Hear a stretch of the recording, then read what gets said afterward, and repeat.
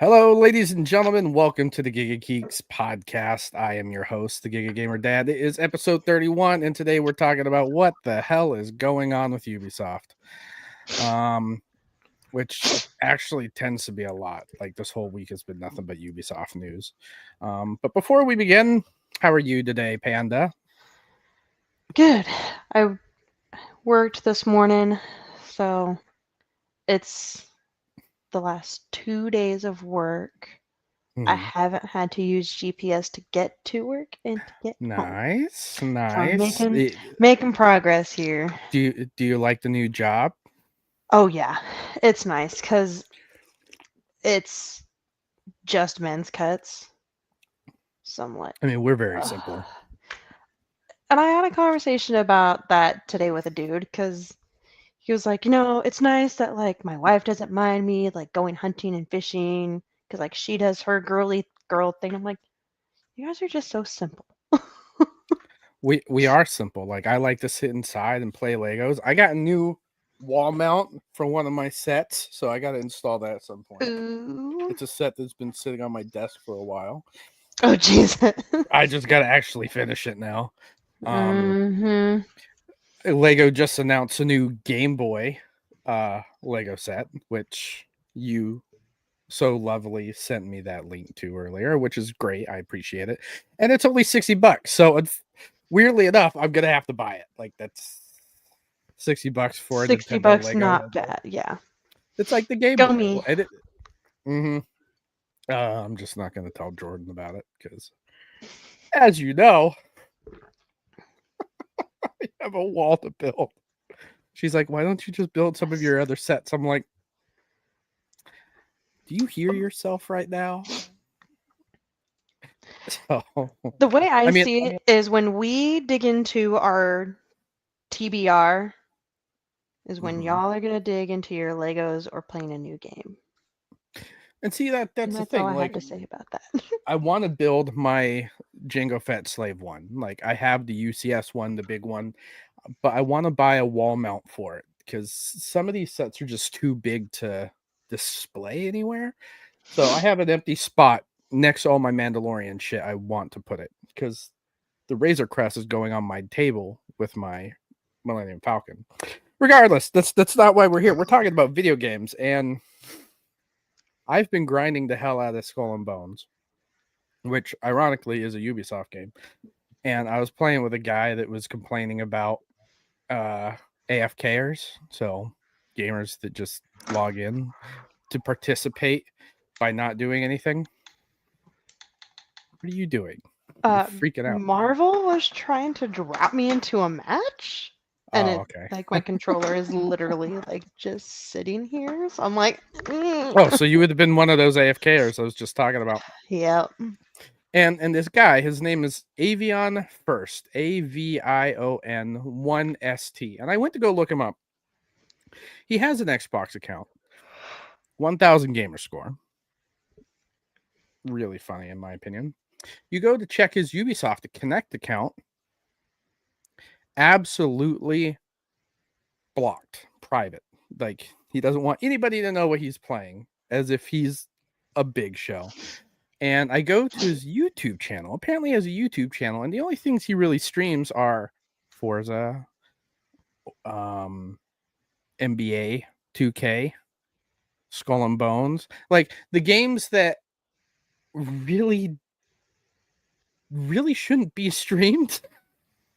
Oh my It god. was just making me laugh. Like, and I'm watching him, and like some of his titles are like "God is good." I'm like, could you not get any more cringe? And this kid is complaining about AFKers in a massive multiplayer game where there's 30 minutes to grind the fort. Like, if you can't deal with the fact that somebody's just sitting there in the background doing nothing while you're participating, then maybe you shouldn't be playing video games. Just saying. Maybe. Because that's going to be a thing in multiplayer games. Like, you always have the AFK. You have them in Call of Duty. Those are just free kills, in my opinion.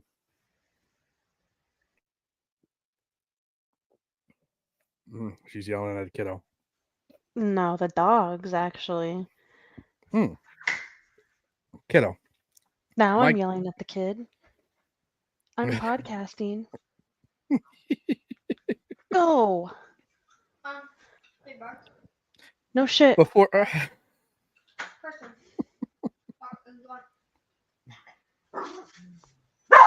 No. Oh my god. well, ladies and gentlemen, while we wait for her, I do got a little bit of news. Spinal Tap 2 is coming out. So this is Spinal Tap. They have a second one coming out, and I'm excited to go see that. Battlefield 6 has been announced. There's been a gameplay, or not really a gameplay trailer, but a trailer for Battlefield 6, and it looks like they could possibly be bringing back campaigns. I don't know about you, but I've always been a big fan of the Battlefield 6 campaigns. I like the multiplayer, but when they took out the campaigns on this last iteration, dropped me out. Like, I'm done.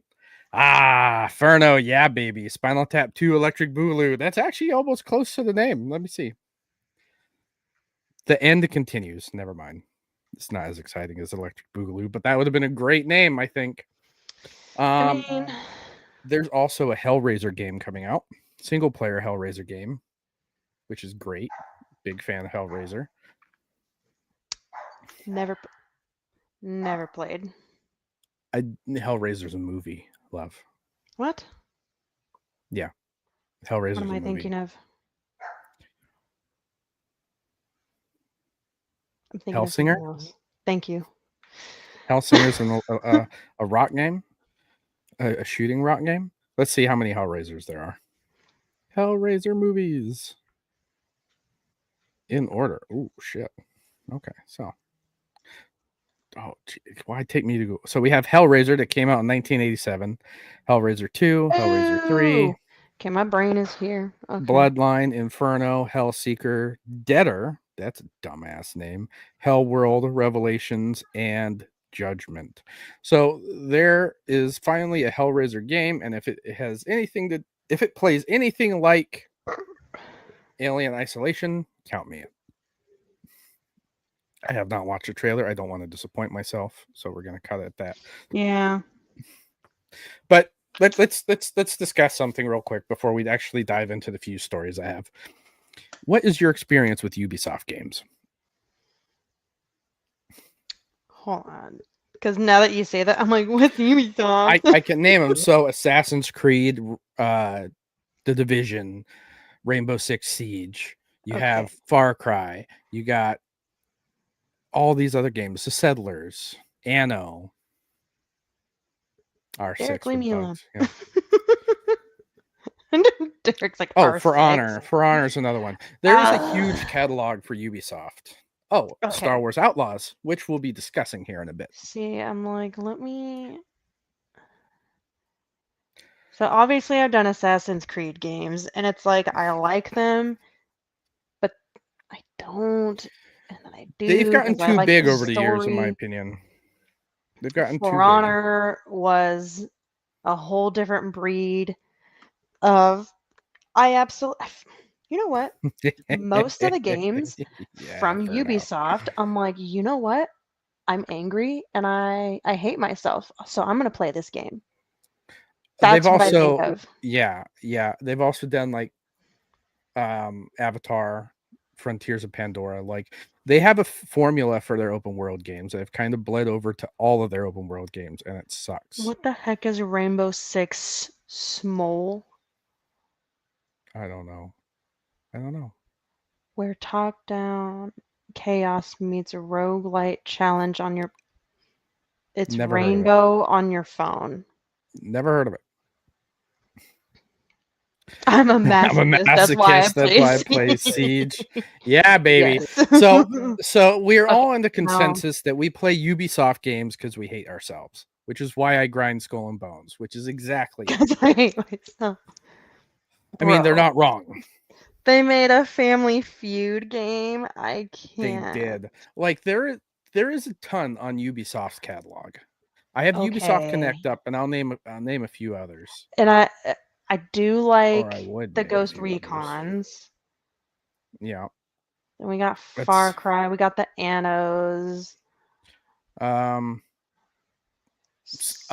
yeah, Assassin's Creed, Defiance, Annos, Outlaws. Oh, here are the Ubisoft universes: Assassin's Creed, Rainbow Six, Far Cry, Anno, Star Wars Outlaws, Avatar, Frontiers of Pandora, For Honor, The Crew, The Division, Ghost Recon, Prince of Persia, and Watch Dogs.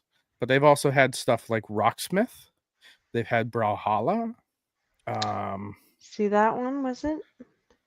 But Rocksmith was one of those unique games that allowed you to play with a real guitar instead of like a plastic guitar, which was cool. yeah. They did Riders Republic. I'm What trying to the see other frick? games on here. It, Immortals, Phoenix Rising. Like they have some good games in their catalog, but they're games that they're known for, like the Far Cry games, the Assassin's Creed games, stuff like that. And which is cool. I'm one of those guys that will buy every Far Cry because I've played them all since. I'll buy all the Assassin's Creed, but that's because I'm a collector. Like I need to finish the set. You know what I mean? Don't ask I me agree with which last Assassin's Lazarus Creed I played. with the Ghost Recon series. Oh my fucking god! I'm gonna kill them all. Mm.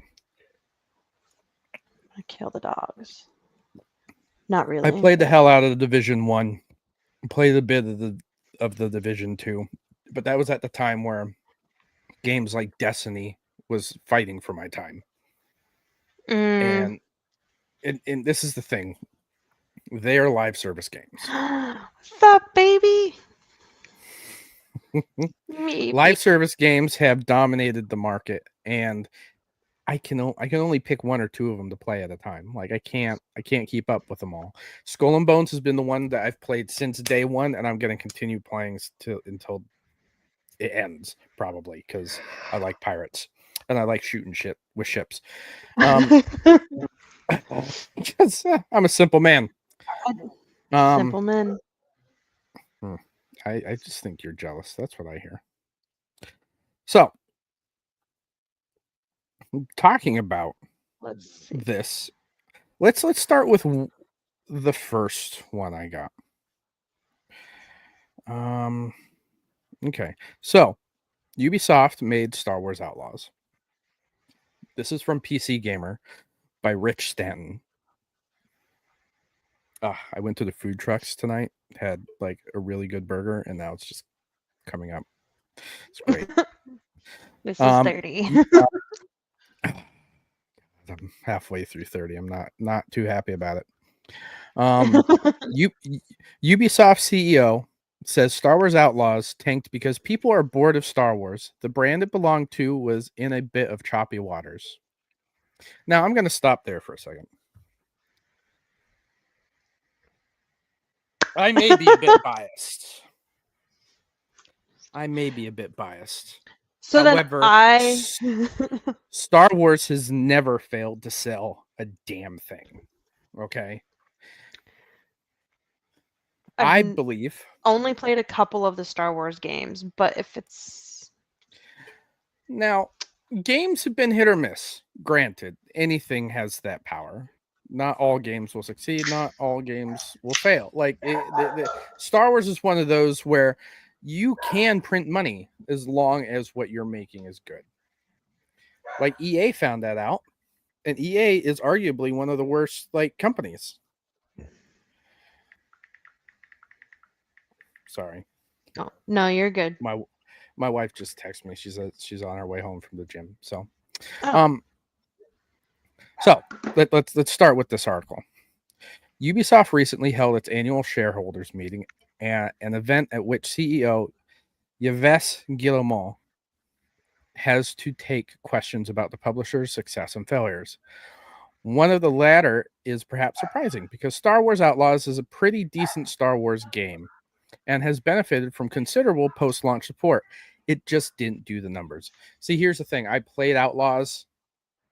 It was buggy. There were some things I had issues with. I am very excited to go replay it now that all the bullshit has been fixed from what I've seen. Right. I'm not surprised it didn't sell too well right off the bat though, and that partly because media outlets did not do it any justice. One shareholder asked Guillemot straight up whether this was a failure of marketing. The question, being live translated from French during the meeting, was phrased thusly: "What have you learned from the failure of Outlaws in terms of sales? Have you learned anything new in terms of pricing, in terms of marketing?" Guillemot replies, "We didn't reach our sales targets." And then getting on to the real reasons.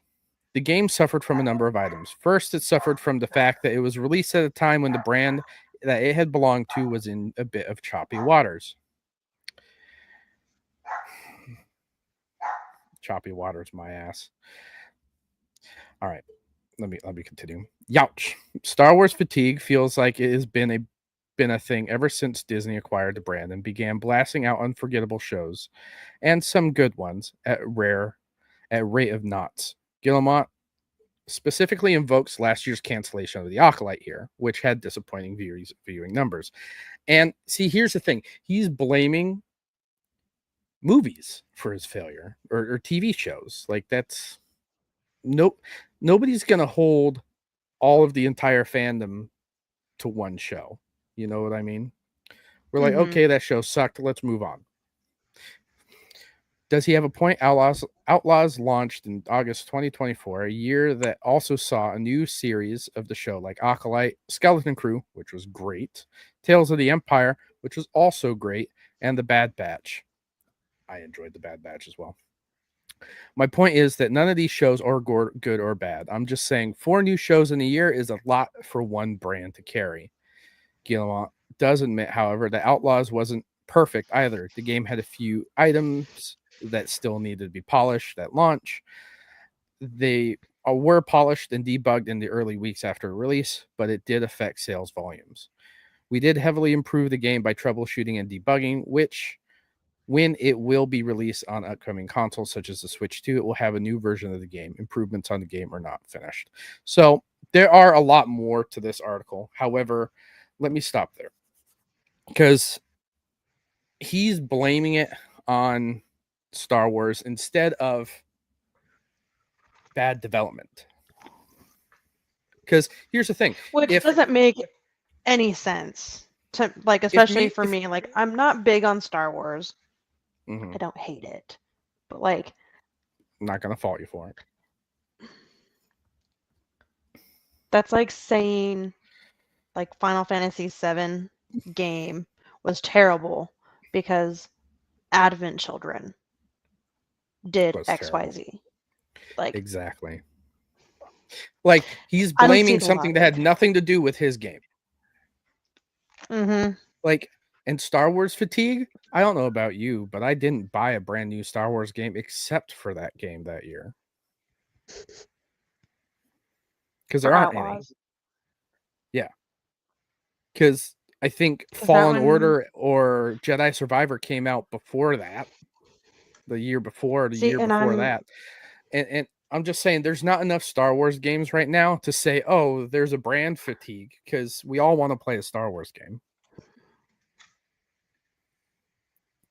For the most part. I'm not counting anybody in the chat. I'm just saying, for the majority of the fan base that games that like Star Wars, we all want a good Star Wars game. That's it. We're all waiting for KOTOR 2 to come back. What are you looking at? It's the girl. It's the one with the girl in the ship. Okay, I was trying to see like the order of all the games, because I was like, what came out first? And now I'm here. Okay. Because like, I don't pay that much attention to them. I just know they're there. Now, let me go to another article. This is a little different saying, and I don't normally agree with the Gamer. I use their articles, yes, but I like to point out their flaws. But Tessa Cower, Tessa, if you ever see this, I'm sorry for butchering your last name. As somebody whose last name is repeatedly butchered, I apologize. Ubisoft blames Star Wars Outlaws underperformance on the wrong brand. In an investors meeting earlier this week, Ubisoft Yves Guillemot, who recently Nepo hired his son, another article we'll get into, was asked to explain why Star Wars Outlaws underperformed. In response, he said Outlaws was released at the time when the brand that belonged to was a bit of choppy waters. Yeah, we already know that.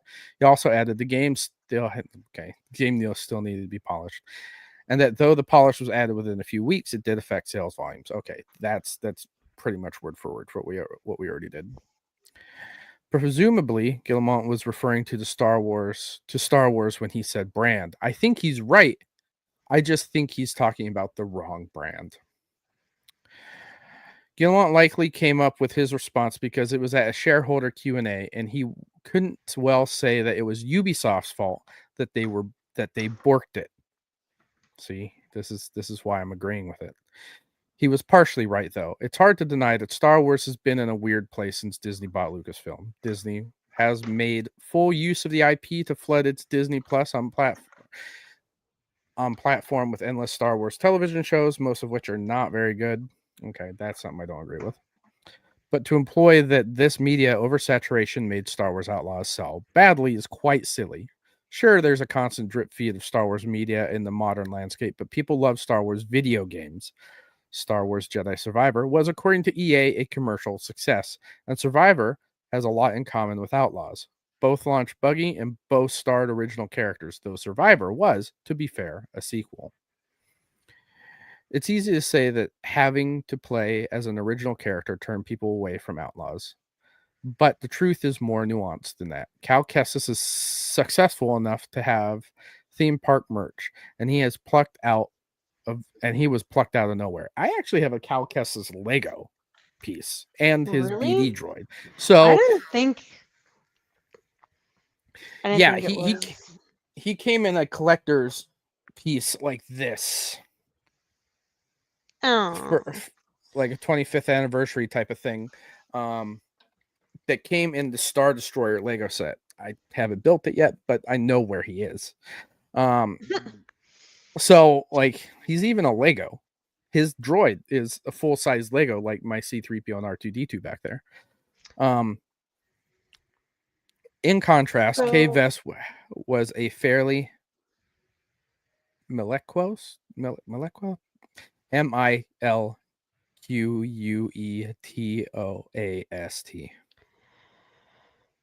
word. Yeah, exactly. Protagonist, despite being a criminal. And the game was hit by a wave of anti-DEI hatred, which is uncalled for. It's also easy to say that the bugginess turned players away, but again, the truth is more nuanced than that. Yes, bad word of mouth probably edged players who were on the fence out of ever getting the game, but it's not necessarily a game killer again. Just look at Survivor. Ubisoft is the problem. The problem with Outlaws isn't Star Wars. It just wasn't that good of a game. It was a pretty cut and dry experience and made a few tweaks to the typical open world formula that had great Star Wars-y vibes, but it wasn't anything that special. It's basically Watch Dogs, but reskinned with factions you could please or piss off. I mean, in the grand scheme of things, all Ubisoft games are reskins of each other. Like Avatar Frontiers of Pandora, literally a reskin of Far Cry. You do the same thing, you go collect checkpoints, clear bases, random bullshit. Same gameplay. The problem is Ubisoft. If any brand's reputation has taken a beating over the last few years, I'd say Ubisoft is in far worse place than Star Wars is. It's faced sexual harassment scandals. It does stupid NFT stuff. Its open world formula has worn on players for years. Open world formula, yeah. Because everyone is tired of playing the same game over and over again. People see a Ubisoft game with their mind. They picture themselves wandering around an empty open world, checking boxes off a list while a monkey claps symbols together inside their skulls. That, I mean, there's more to this, but they hit the nail on the head, in my opinion. It's not Star Wars' fault that Outlaws failed. It is Star definitely Wars fatigue Ubisoft. is crazy. When the diehards would buy anything labeled as Star Wars, a bad game is a bad game. Repeating content is repeating content. A good game will speak for itself regardless of the brand. Exactly. Meepy gets it. And here's the He thing. gets it. If the game came out polished, good, no bugs, That probably would have swayed No. more people to buy it. And it's not that, because we all have this Star Wars experience in our head, but we don't want to cloud it with bad content, which is why people stopped watching Acolyte. We don't want to finish it, not because we don't like Star Wars, it's because it's just badly written. You know, we all just want good writing in media anymore, video games, movies, etc. So Meepy is correct. And it just sucks that this is coming out about it now. Like, this is a point where CEOs are so disillusioned that they don't know what players want. And it sucks. Which is funny. Because I have another article here, and I'm just gonna like paraphrase it. Yves Guillemot, this is by Blair Marnell. If you guys want to read this, this is on GameSpot. Ubisoft addresses the Stop Killing Games movement. CEO Yves Guillemot says nothing is eternal when it comes to games preservation and keeping titles online. Basically, they are saying that they have the rights to destroy your games when they take their stuff offline. So like The Crew, a lot of people that really enjoyed The Crew are mad that they're not going to be able to play it offline. And in fact, it will render the game completely useless. Like, you won't be able to log in, you won't be able to play nothing, which is sucky when you have a game that you love. Like, I understand that whenever Skull and Bones dies, servers won't help it stay active. But if they release like a single player mode, maybe I dive in once in a blue moon just to kind of like get that fix. But For games which like one? I'm Anthem, sorry. Skull and Bones, but games Oh, like okay. Anthem that are closing down by EA. Hi, Draven. How are you? Everybody is mad that these companies are trying to abandon their own games because they say it's costly to upkeep. Whereas if they have a plan to make the game single player in the future, they would never have to upkeep the game. And not only that, there are games out there where they have no multiplayer servers, but you can connect and play multiplayer because you have a host system that hosts all the multiplayer stuff, Yeah. which is how you would play games via a LAN party in the first place a long time ago, where you would Weird. connect computers. You wouldn't need the internet. You'd hook them all up via Ethernet cable. One person host, you all play multiplayer. Like, it's not that hard. Good times. Life So was so much simpler. the argument is so stupid when it comes to like half of the Stop Killing Games movement. I had a bunch of stuff about Ubisoft. I mean, here's another one. Ubisoft announces Christophe Drenz and Charlie Guillemot as co-CEOs of new subsidiary. Like, the No. the CEO we just talked about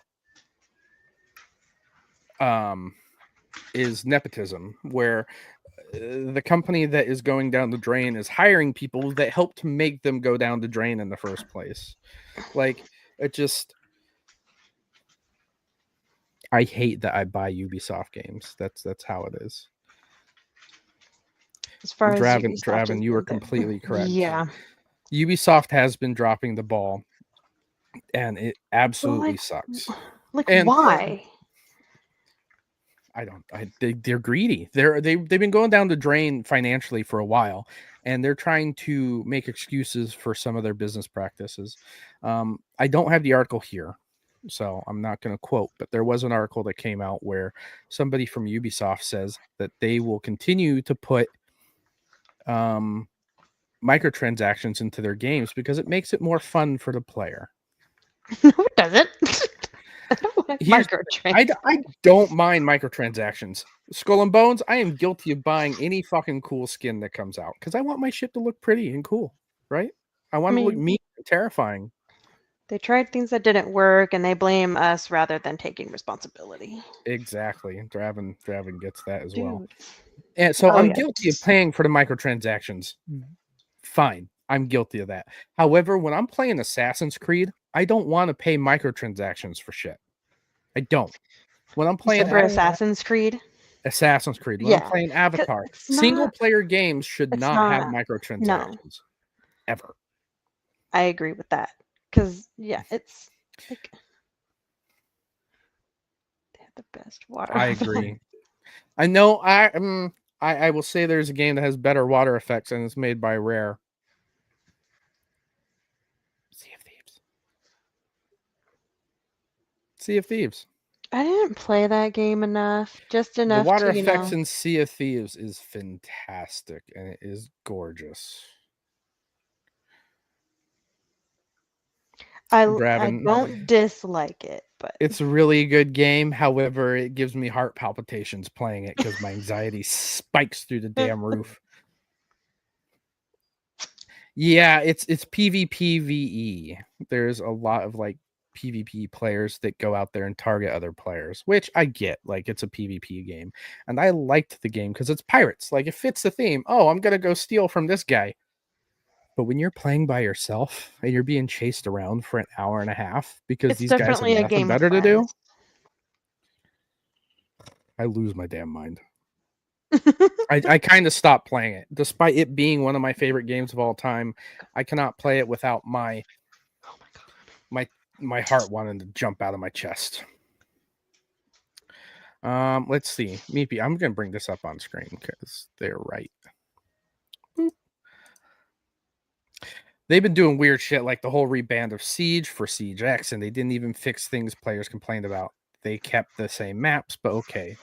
Took away a couple ladders Yeah. and brightened some colors. Made a milk dud have some hair. They changed nothing and makes a difference.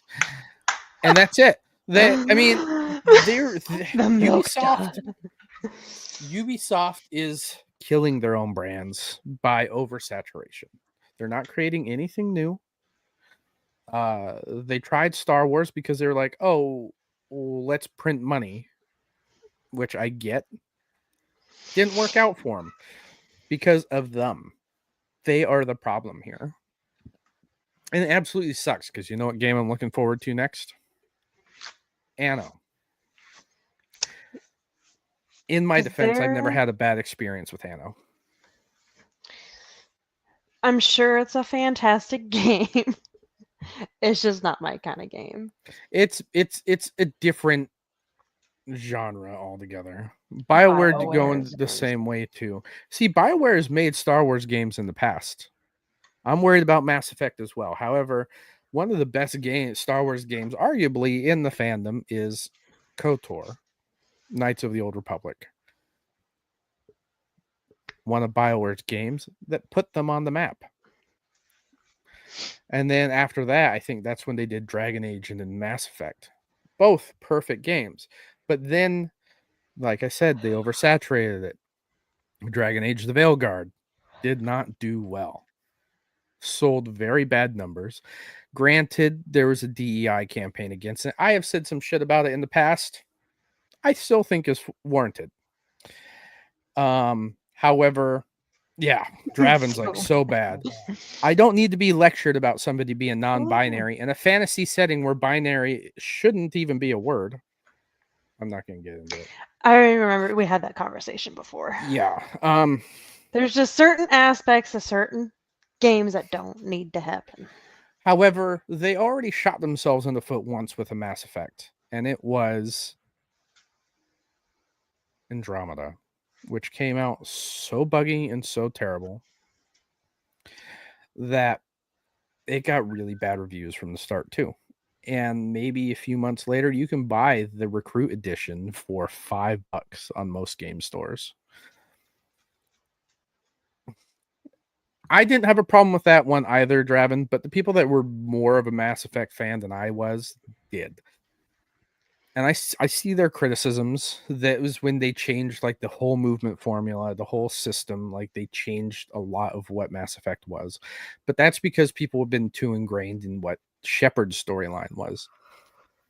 They saw it as a Shepard story and not the universe, which I get. Whereas Star Wars games, or Star Wars in general, we all see it as little stories here and there now because it's been decades since the first movie came out. and Yeah. we've grown accustomed to all these characters. Mass Effect had 3 games that were superb, and then they released the game completely out of the genre. Quit licking me. Or not out of the genre, but like out of the character, out of this main storyline. Yeah, but how well? That's the issue. Like most, we are the exception when we come to this. Like I will still go back and replay all the Mass Effect games because I love them. But we are a very small minority of people that actually appreciated it. And there are people that appreciated Veilguard. But the same thing happened to Veilguard that it did with Andromeda. You know? So of what game that one is. You had to like go down, start setting up a colony and shit. Getting attacked. You were Oh, twin. yes. Okay. I'm here. Surprisingly runs really well on the Steam Deck. But it's just I feel people are trying to bank on tried and tested brands or IPs because they think it's going to print money. And the other issue is that a lot of people that are not our age, like the younger generation, aren't buying consoles. They want a game, but they don't want to pay the game. Yeah. Which is why shit like Game Pass is such a big deal. Because they have all these games that they can try and only pay $20 a month. But ask them how many games that they own to their name. They can probably only name a handful. I've noticed that's a big thing, especially around here. Like, if the game isn't free, the kids don't have it. Which is why Fortnite was such a big success. Yeah, I mean, and it sucks. The microtransactions, but like I bought Fortnite when it was a paid game. But then they're like, hey, these little kids, things will get bought eventually. Mm-hmm. Apex Legend was Mom. Yeah, Draven. I remember when Fortnite was Save the World because Fortnite started as like a zombie survival game. It did? Yeah. Oh. Yeah. The whole only been premise playing was to save the Fortnite world for like 5 years. So no, it's a bit older than that. I know. I think because I paid into like its early access beta type of thing. Like I have a founder skin. I still get V-Bucks every month from them. Jeez.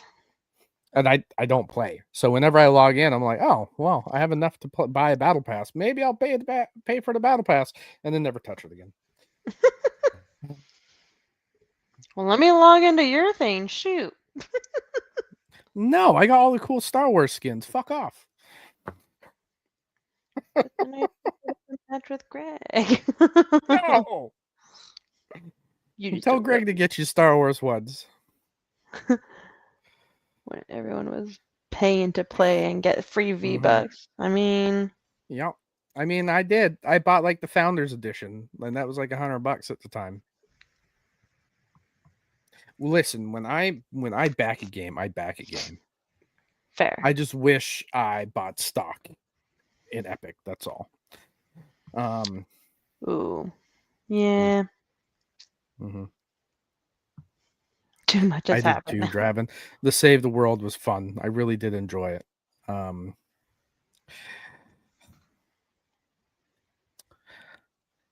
Yeah.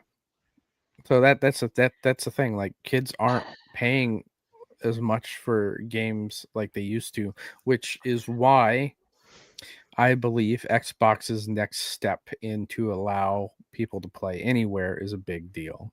Because like I said last week, I have the Xbox MetaQuest 3S, that branded Xbox VR headset. Right.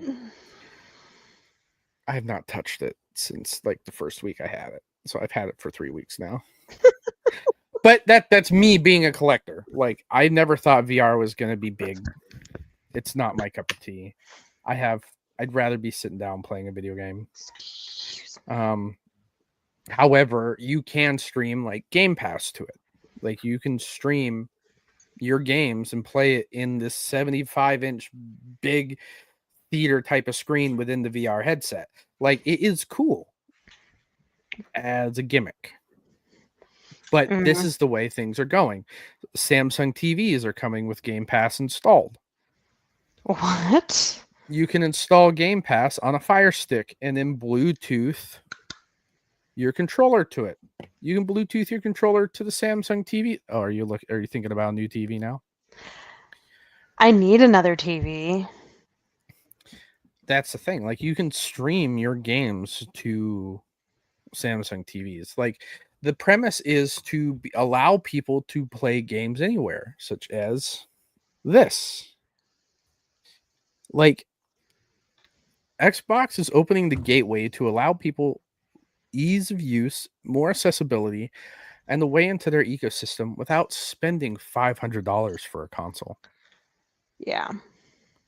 And I think it's a good thing because by the way marketing trends are going, I was talking to my uncle, and I think Xbox and home consoles are just going to get more expensive. Oh, yeah. The console's going to be a niche experience at some point. The hardcores, the old cats like myself, my uncle, maybe some of you guys out there, the people that have grown up always owning a console, maybe we'll still keep buying a console, but our kids will probably never own one. Your kids. Oh no, my kids will have one. I've heard that PlayStation. Yeah, exactly, won't be around in, Draven. like, 6 PlayStation won't be years. around in like 6 years, and I it's just the way the mean- market's going. My theory is, with this new Xbox handheld, they are testing the waters with their next gen UI, their user interface. The when you pop open an Xbox, that's your interface. You have all your games listed, whatever. That's the UI. They're testing the UI on the next UI on the ROG Ally X, the next Xbox ROG Ally, and the ROG Ally X. And I believe that's because the next console will be a hybrid. It'll be a console, but it'll be more PC than anything. Yeah. I remember You'll be able to install talked about Steam, GOG, Epic, all these other game stores. You will be able to access and install your games to, which is why I'm excited for this handheld. Because if I can natively play my Xbox store stuff on a handheld, all my Steam stuff, I've talked about this before with somebody, and I believe this has the potential of making my Steam Deck obsolete. And I absolutely love my Steam Deck. I take it everywhere with me to work. It's all around the house. I even bought a little pillow with an arm that holds my system while I sit in the living room and play, so my arms don't get tired. Like, I play it absolutely all the time. However, if I can have all of my libraries in one place, they're competing with PC. That's what it is. Xbox Xbox already admitted that they lost the console war. They lost a console war with Xbox One, where they wanted that console to be everything media console, where you can watch movies, everything. They wanted it to run your media center, which was a mistake. They should have went after, this is your play everything machine. And that's what they're doing now. Yeah. I'm excited to see how it unfolds. I am too. And my uncle was like, the market will always have consoles. And I beg to differ that somewhere down the lines, consoles won't be a thing from first party providers. I believe that PlayStation and Sony and Microsoft will stop producing consoles like that in-house, like the Xbox and the PlayStation at some point, and they will just brand their identity to external hardware manufacturers such as Asus, because Asus is making the Xbox branded handheld. That's why it's not titled the Xbox handheld. It is Asus Xbox ROG Ally X because it's an offshoot from their main line of the ROG Ally. Asus partnered with Xbox to make this, and I believe that's the way future hardware is going to go. Xbox will provide the UI and this operating system to run the games. Other companies will make the hardware. It kind of makes me wonder if Apple is ever gonna like actually participate in such a thing. I feel Apple's been behind the ball on a lot of this because they got into the VR. They got into the VR space really late. Like the Apple Yeah. VR products are way too expensive too. If they were their PCs have never been built for gaming. No, Like that's what I mean. Is like if they wanted to be in this, they should have been doing it a long time ago. time ago.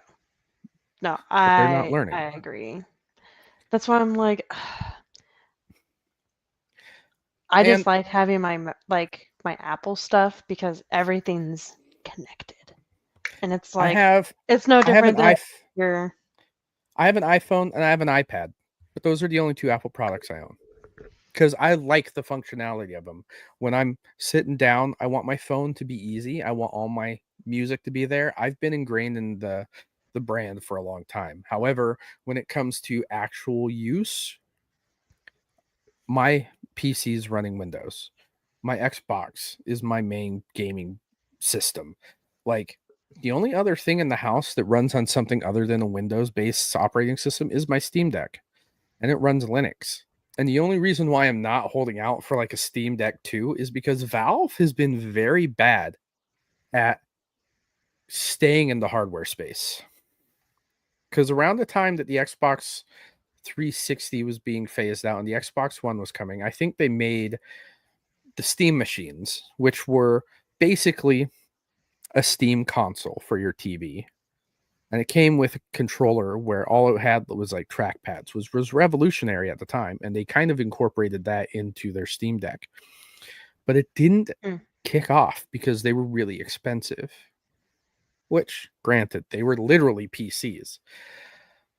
But now it's funny that that's the way the market trend seems to be going. Because Valve was ahead of its time. Just like they were in the handheld division. But as far as like keeping up with doing that, they've not had a good track record, which is why I will stay with like Xbox, and I look forward to their brand because they seem to be innovating. When PlayStation released their handheld, it was just a streaming device. You couldn't play it unless you streamed your games from a console you already owned. See, I didn't know that. Yeah, the the PlayStation Portal, which a lot of people don't realize that Xbox had something that was very similar, but it wasn't Xbox branded. Logitech G Cloud, look it up. The Logitech G Cloud is a streaming based system that basically runs like it has a small amount of space for like apps and stuff, but it allowed you to stream your Xbox Game Pass games to it. Bro, why you gotta smell like that? Oh my god, he just stinks. I could tell by your face. And the Logitech G Cloud, I've thought about getting for a while just to like say I have one, but I have no need for one, so I wouldn't use it. I mean, they're still like almost $200. Especially since my Steam Deck can do everything that can and install games natively.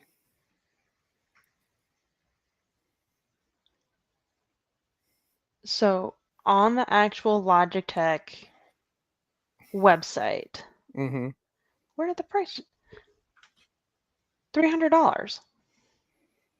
You can buy it typically on sale on Amazon. Because I get notifications like for it all the time. $300. Ladies and gentlemen, this is not me sucking Microsoft's dick. It is not. I am a very tech-focused guy. I like looking forward to what the next big thing is going to be. I like Microsoft. They've done some dumb shit in the past, as most companies. However, the way that they are gearing their company now makes me think I am going to be able to game wherever the fuck I want in the future, and it makes me happy. Because here's the thing about the Xbox handheld that I've been dying for. I am going to install Steam on an Xbox branded device and play Sony's God of War on it in front of my friends that say PlayStation is the best. I just can't wait. That's my biggest thing. Like I could care less where I game.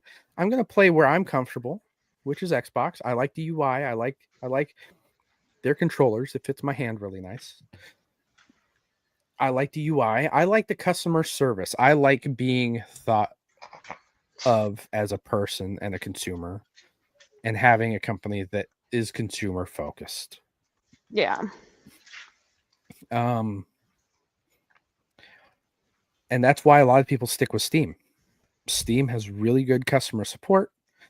They have Steam Deck is one of the best products I've ever had, despite having to RMA it twice for different reasons. But I mean, but it's how long have it's you a had service it? I'm willing to pay. I've had it since, well, I've had two.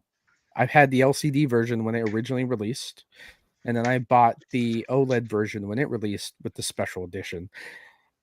I thought I was having Joy-Con or joystick drift, and I was like, "Oh, this sucks," because now I'm gonna have to try and get this fixed again. But I have like the special edition with like the orange thumbsticks and everything, and I was like, Mm-hmm. if I have to fix something like that, I'm just gonna retire this device and put it on a shelf with all the others, like my PSPs. Well, So I'm gonna play this until my ROG Ally comes in. yeah, I was gonna say, like, at all least you have that coming in. Yeah, exactly. So I just have to hold out for a few more months, and I love the Steam Deck. It just didn't. I wanted it to play Starfield. It does, not well. Just yeah. Starfield's So wait, how the long have you baseline had for it? me. I didn't catch it. I've had it since it released, That both doesn't mean times. anything to me. Okay, let's see. I don't Steam know Deck. when it came out. Let me look. You just gave me a flashback of an episode I saw for Steam Deck originally released February 25th, 2022. The OLED released November 16th. Oh, Jesus.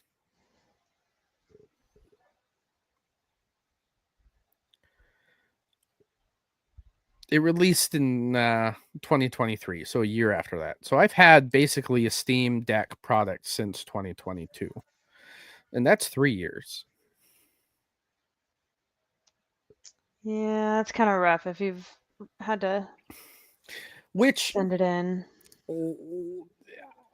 Yeah, I mean, I've had to send in the OLED version twice in 2 years. That's about once a year, which is fine. The first time they did it for free and it was out of warranty. The second time they were like, "Hey, we can't do anything about it, but we can send you to somebody that will fix it professionally." And they provided me that information. I sent it. I paid the $120, got a new battery. They fixed a few internals, sent it back. Like, the service that Steam provides to me as a user of their product and their service, that keeps me coming back to Steam. Yeah. So I stem my experience and my likes to who treats me the best. Yeah. Simple dude. I am. So even Lego, I was missing a piece out of my huge Millennium Falcon. They're like, "Listen, bro, we are very sorry. It'll be there in 30 days. I was like, all right. So, All right. but you see what I'm saying? Like, brand loyalty comes from mutual respect. Yeah. I'd have to agree with you on that one. So yeah, it sucks. My Steam Deck will get retired at some point, but it provided me with thousands of hours of gameplay. I beat Mad Max on it. I beat Death Stranding on it. I beat God of War, Horizon. Like, I play Railway Empire to no fucking end on it. Like, the Cult of the Lamb. I beat Cult of the Lamb on it. Like, my Steam Deck is my gateway to gaming when I'm at work or when I'm not So home. kind of so with like your whole concept of like what is it, dollars per hour played on a game, Mm-hmm. did you get your money's worth with your Steam Deck? Abso-fucking-lutely. I Like, mean, I already knew the answer, but I was just with thinking like with that whole thought process that we with usually anything I buy, that is something that I have to take into consideration. Despite Redfall being a terrible game, it is currently on sale for $19, and I keep arguing with myself that I shouldn't buy it. However, I could definitely get 20 hours of gameplay out of it. But it's on Game Pass, so why would I even buy it? Why I would you want buy it it? because I'm a collector. That's my thing. That's why. And I have everything else in Arcane Studios. I have Deathloop. I have all the Darksider Outsiders. What is it? I can't remember. I can see it in my head. Outriders? No, No. that's no. I'm thinking of Arcane Studios, like Prey. Prey was a really good one. That's why I remember it. Burke. It had Corvo as the assassin. Somebody in the chat, please, for the love of God, help me. I don't want to turn on my Xbox. Because I don't know. Nobody. Crickets. I knew it. I have all of Arcane's games, which is fine. You're going to look it up? Thanks. I appreciate it. I've done a lot of looking up today. Redfall, Dark Messiah, Dishonored, Deathloop. Dishonored. That's what I was thinking of. Like, I have Dishonored. I have Deathloop. I have Prey. Redfall's the only one in the catalog I don't own. Wolfenstein. Wolfenstein. I like Wolfenstein. I think they're machine games, though. They're owned by the same umbrella. They're owned by the same umbrella of Bethesda. Bethesda Studios owns like Arcane because I think they just got in shut conjunction with Machine. with machine games. Yeah, I should play those again. Wolfenstein was a good game. Nothing like killing Nazis. However, playing Wolfenstein is very hard to play if you understand German, because when you're sneaking up on some of these Nazis, you feel bad because they're talking about, oh, my wife, blah blah blah, is doing this. I'm expecting a kid, blah blah blah. Like they humanize these Nazis in the game. And the thing is, it makes it such a more deep and impactful experience because you have to think some of them are just following orders as well. Yeah, I mean, why we gotta get deep? Well, that's why I appreciate gaming as an art form, because it is. It allows people to express things that you wouldn't normally. And then it's such a deeper art form because you participate in the art. That just made me think of This Is the End. He's like, do you like art? He's like, no. He's like, do you like video games? Art. Yeah. There's also like a mission in Starfield where this graffiti artist tagged like some weapon owners or weapon shop owners robot, and when you go to confront the graffiti artist, he's like, you like art? And there's an option to say no, but I know what I like. And I select it absolutely every fucking time. Because why not? Well, ladies and gentlemen, for the last 4 of you here, I appreciate each and every one of you. Thank you for coming out. I know all of you are. I have 1 person watching me on Twitch. That's great. The 3 people still watching Panda. I have to say, it's probably your boobs that bring everybody in, which I'm not arguing against. I'm not the prettiest of people, despite what my wife says. I mean, I know. hey. I'm just cocky and I think highly of myself. Ladies and gentlemen, please don't forget to like and subscribe. If you would like to be on the show for one of our discussions, please DM me, the Giga Gamer Dad, on Discord, YouTube, Twitter, or anywhere else you can find me. I have 2 YouTube channels. I have the Giga Gamer Dad. If you would like to subscribe, that'd be great. Otherwise, I have the Giga Geeks podcast on Spotify and on YouTube as well.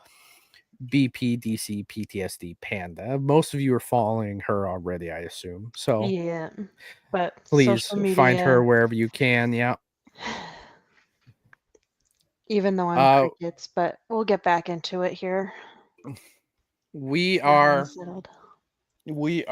now in the same time zone, so we're looking to try and keep this around the same time every week, 8:30, 9 o'clock sharp. Just a heads up, next week I am going out to the island to see my in-laws. So if we're running a bit late, we are late. I just want to let you know first, Panda, But once again, thank you for coming out and spending the night with us, bullshitting, talking about Ubisoft, and discussing what we think is coming up next in the game industry. Until next time, ciao. You can say bye too, Panda. No? Okay. Bye, guys.